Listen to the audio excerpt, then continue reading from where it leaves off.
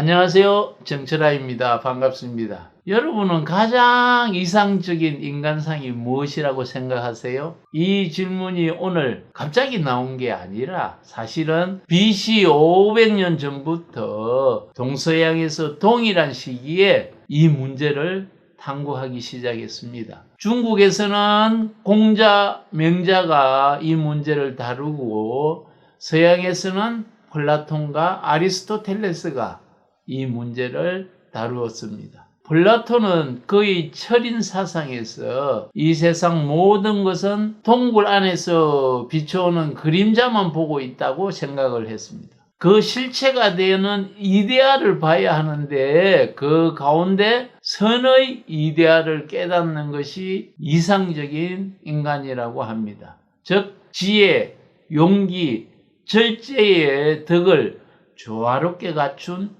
정의로운 인간이 가장 이상적이라고 했습니다. 그의 제자 아리스토텔레스는 니코마코스 윤리학이라는 책에서 이 부분에 대해서 잘 기술하고 있습니다. 이 세 가지 덕목을 오늘 간단히 살펴보겠습니다. 첫 번째, 지혜를 생각해 보겠습니다. 여러분, 지혜가 모자라면 어떻게 될까요? 또 지혜가 넘치면 어떻게 될까요? 지혜가 모자라면 미련해지고 지혜가 넘치면 약삭빨라지는 것입니다. 따라서 미련한 사람도 약삭빠른 사람도 행복할 수는 없는 것이지요. 지혜가 있는 사람은 미련함과 약삭빠른 것과의 중간 어느 지점에 서 있는 것입니다.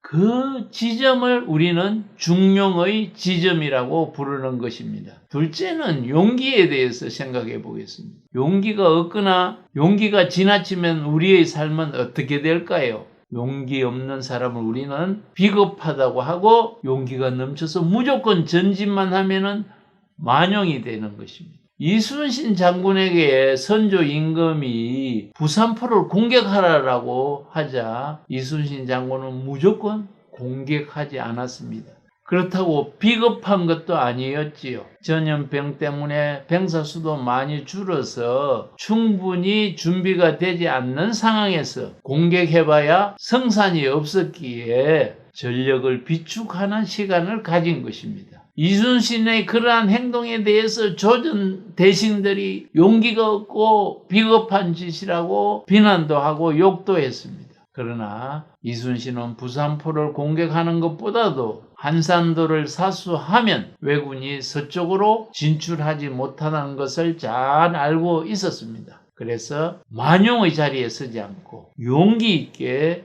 대처한 것입니다. 세 번째는 절제에 대해서 생각해 보겠습니다. 절제가 없으면 어떤 삶을 살까요? 탐욕이 넘치는 삶을 추구하다가 로마의 네로 황제처럼 시내를 불태워 버리겠지요. 짐승은 배가 부르면은 먹는 것을 중지하지만은 절제하지 못하는 인간은 탐욕스럽게 계속 먹다가 결국은 성인병으로 고생하게 되는 것입니다. 그리고 절제가 지나치면 또 어떻게 될까요? 지나치게 금욕하고 살다 보면은 인생의 즐거움을 모르는 척박한 삶이 되겠지요. 즉 행복을 느끼지 못한다는 것입니다.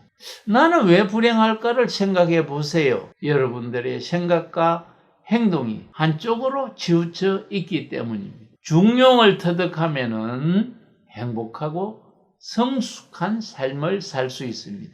우리가 화를 낸다는 것은 뭔가 개선하고 싶은 의도가 들어가 있는 것이지요. 그러나 화를 내면 개선이 일어날까요? 오히려 부작용으로 상황이 더 악화될 뿐입니다. 중용을 잘 모르면 화부터 내게 되는 것입니다. 행복해지려면 양극단에서 벗어나야 한다는 것을 오늘 확인을 했습니다. 불행했던 나의 과거의 행동을 되돌아보면 한쪽으로 치우쳐 있다는 것을 확인할 수 있을 것입니다. 아리스토텔레스는 삶 속에서 어느 쪽으로 치우쳐 있는가에 대해서 그것을 잘 살펴서 중용으로 나아가면 행복이 이미 와 있다는 것을 확인하게 된다는 것입니다. 미덕을 추구하면서 보람과 넘침 사이에 중용을 찾아가는 그 여정이 바로 행복이라는 것입니다.